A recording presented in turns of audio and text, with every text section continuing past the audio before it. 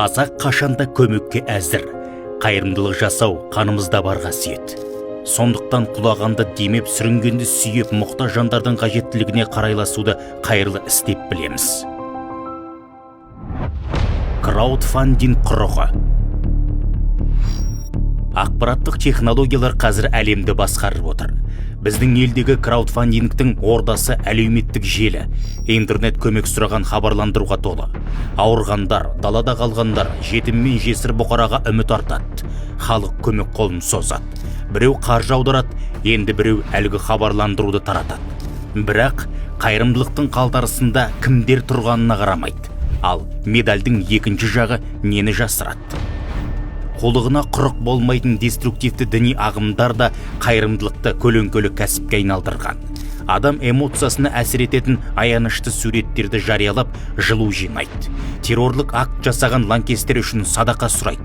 Ондайлардың ойлағаны мұсылманның халі емес, көсемдердің қалтасы. Ал дін тек көпке ықпал ететін құрал ғана.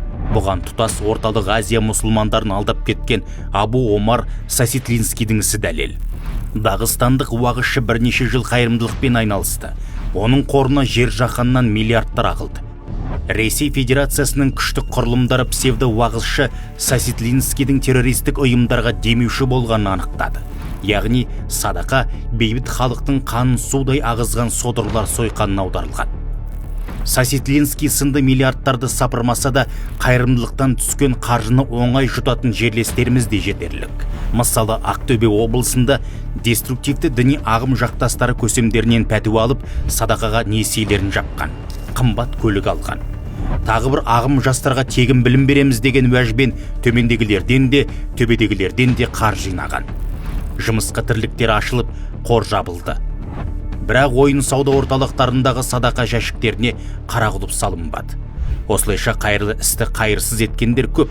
Сондықтан қазір бұл салада тәртіп пен талап орнату қажет деген бастама көтерілді.